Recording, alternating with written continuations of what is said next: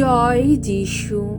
প্রথম পাঠ শিষ্য চরিত হতে আজকের বাণী পাঠ 22 অধ্যায় 30 পদ, 23 অধ্যায় 6 থেকে 11 পদ। জেরুসালেমে আমার বিষয়ে যেমন সাক্ষী দিয়েছ, তেমনি রোমেও তোমাকে সাক্ষী দিতে হবে।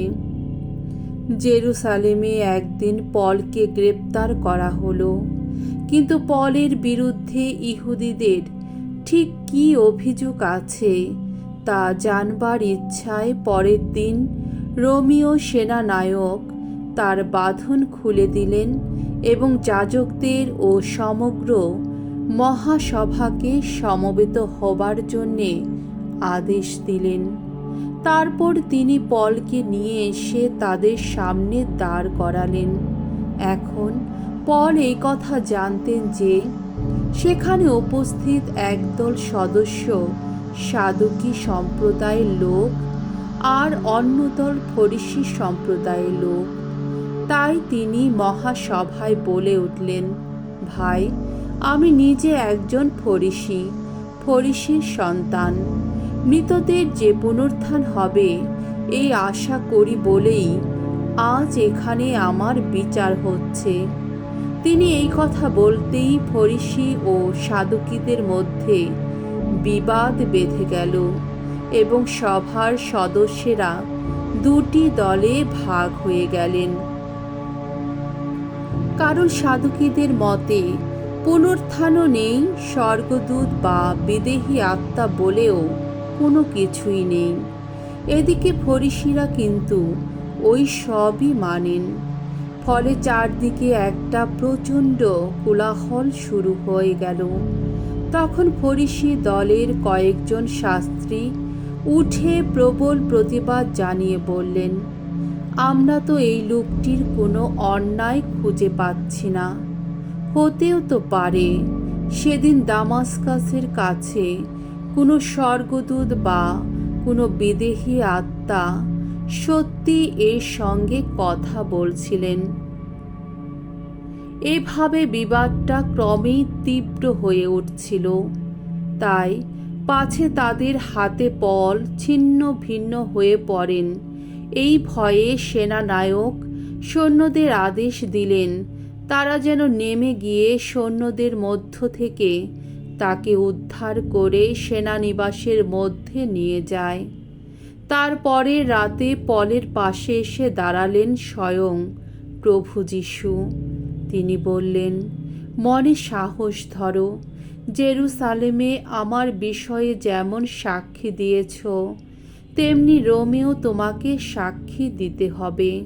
প্রভুর বাণী। ঈশ্বরকে ধন্যবাদ। সাম সঙ্গীত 16 অধ্যায় 1 থেকে 2 পদ, 5 পদ, 7 থেকে 11 পদ। ধো, রক্ষা করো প্রভু, রক্ষা করো, আমি যে নিয়েছি তোমারই শরণ। নিরাপদে রাখো হে ঈশ্বর, আমি যে নিয়েছি ওগো তোমারই শরণ। ভগবানকে বলেছি আমি, তুমি আমার প্রভু, তুমি তো সম্পদ আমার। ওগো ভগবান, তুমি জীবন পাত্র আমার। রয়েছে তোমারই হাতে ওগো আমার জীবন, আমার মরণ। ভগবানের বন্দনা করি আমি, আমার মন্ত্রণা দাতা তিনি। রাত্রিতেও শুনতে পাই বিবেকের বাণী। মনের সামনে আমি ভগবানকে রাখি অনুক্ষণ। আমার ডান পাশেই তিনি, তাই আমি কোনো কিছুতেই টলব না কখনো। তাই উৎফুল্ল অন্তর আমার, প্রাণ উল্লসিত, দেহ আমার নিরাপদে করে বিশ্রাম। জানি আমাকে তুমি অধোলোকে ফেলে যাবে না কখনো। তোমার ভক্তকে রসাতলের মধ্যে পড়তেও দেবে না। আমাকে দেখাবে তুমি জীবনের পথ। আনন্দের পূর্ণতা তোমারই সান্নিধ্যে। তোমার ডান পাশে থাকা সেই তো ওগো চিরন্তন সুখ। বাণী বন্দনা। জয় মৃত্যুঞ্জয়, জয় তোমারই জয়। পিতা ও আমি যেমন ভাবে এক, আমার সকল শিষ্য যেন তেমনি ভাবেই একান্ত হয়ে ওঠে। যোহন রচিত মঙ্গল সমাচার 17 অধ্যায় 20 থেকে 26 পদ। অন্তিম ভোজে প্রভু যীশু প্রার্থনা জানালেন তার শিষ্যেরা যেন সম্পূর্ণ এক হয়ে ওঠে। অন্তিম ভোজের শেষে যীশু স্বর্গের দিকে চোখ তুলে তাকিয়ে বললেন, হে পবিত্রতম পিতা, যারা আমার শিষ্য, আমি এখন প্রার্থনা করছি শুধু তাদেরই জন্যে নয়, বরং সেই সব মানুষেরও জন্যে যারা তাদের কথা শুনে আমার প্রতি বিশ্বাসী হয়ে উঠবে। আমি চাই সকলেই যেন এক হয়ে ওঠে। পিতা, তুমি যেমন আমার মধ্যেই আছো আর আমি রয়েছি তোমারই মধ্যে, তারাও যেন তেমনি আমাদেরই মধ্যে থাকে, তেমনি এক হয়েই থাকে, যাতে জগৎ এই কথা বিশ্বাস করতে পারে যে সত্যি তুমি আমাকে প্রেরণ করেছ।